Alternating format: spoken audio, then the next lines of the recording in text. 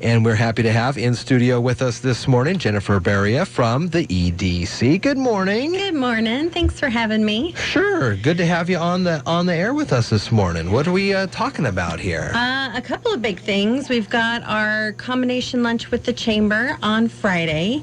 It is the second State of the Community that they put on, and we're having it up at the hospital. It'll be the hospital, the PUD3, and MTA coming to present and let you know what's going on with them. They've got a lot of big things happening.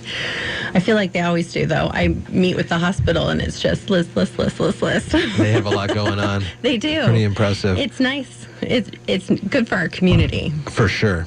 Yeah, so that will start, the doors open at 11. You can come in, kind of network and talk with people. Food's out at 11:30. The program will start at noon. RSVPs, the seating is limited for sure. The seating is limited. Ever since they got, they did the rearrange downstairs, you can't open it up and have a massive amount of people. So we've got about, I think we could squeeze 70 in if we needed to, and it's been full every time. So, oh, wow. So okay. Definitely RSVP as quickly as possible, and it'll be a great program.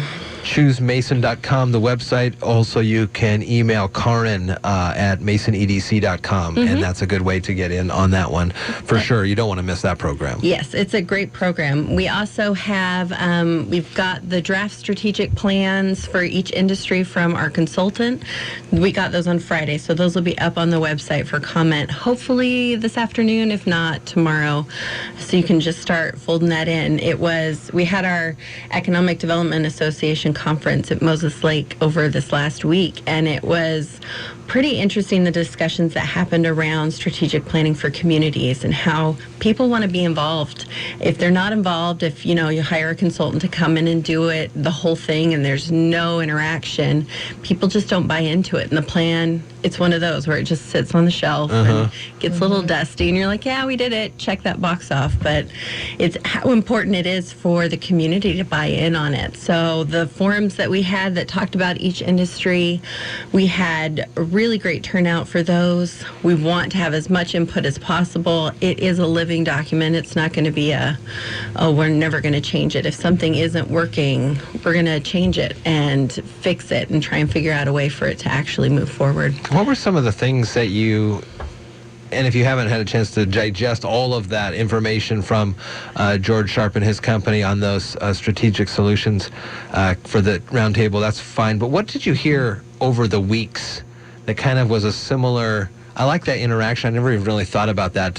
You got to have a good community interaction, or it does feel a little contrived. Well, right. We're just coming in to do this to fill a status quo or something. To fill a status quo, and if you have got that buy-in, when the company comes in, they feel more welcomed. Yeah. They feel like part of the community, so they're more willing to do something for the community, and the community is more willing to do something for them.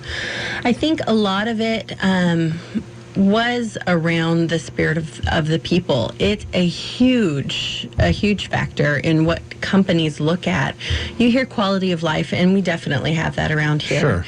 And you hear about regulatory issues that need to be fixed, and yeah, every community has it, and we've got our own, and we're working through the process to fix that. But workforce is a big one, and the support of a business coming into it, and the site selectors, when they're looking at an area, they're looking at all of this before we even know that they're looking. So it's important to have that kind of continuity and the feeling of, we are in this together. Wow. and we want to move forward with it together. Is there often? I mean, that sounds to me like what the old secret shoppers used to be. Yeah, a little bit. Is that so? That is going on all the time. People are in the community looking about. A good example of it is the town of Quincy.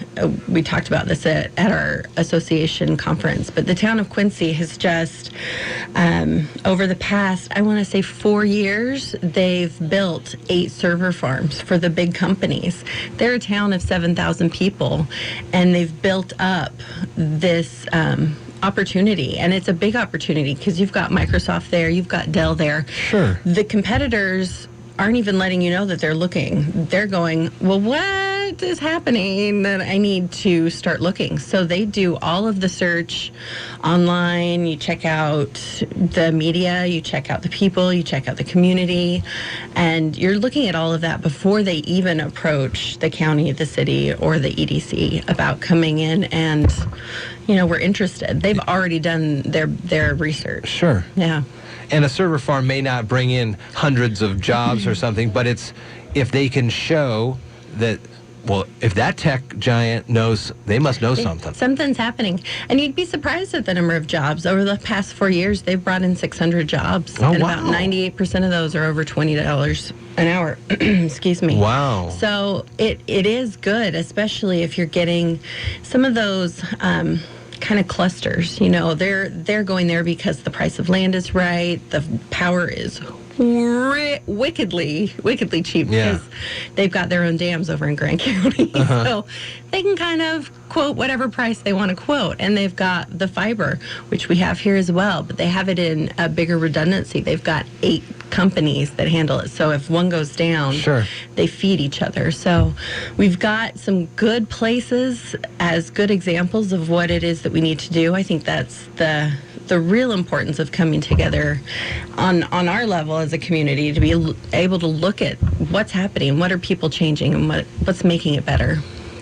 So this upcoming 17th, which is this Friday, State of the Community 2, some networking opportunities, program and food. It's at the Mason General Hospital and Family of Clinics. Definitely need to RSVP. It is $10. All proceeds go to the Mason General Hospital Foundation. Again, limited seating. So get your reservations in, and you don't want to miss this program Friday. Correct. It'll be fabulous. And thank you to the hospital. They sponsor the whole event. So they're very, very generous. Jennifer Baria from the Mason County EDC. Again, choosemason.com, the website. And thanks for coming in this Monday. Thanks for having me. 8:52 at iFiber One News Radio. ABC Entertainment News. Here's Jason Nathanson. Hate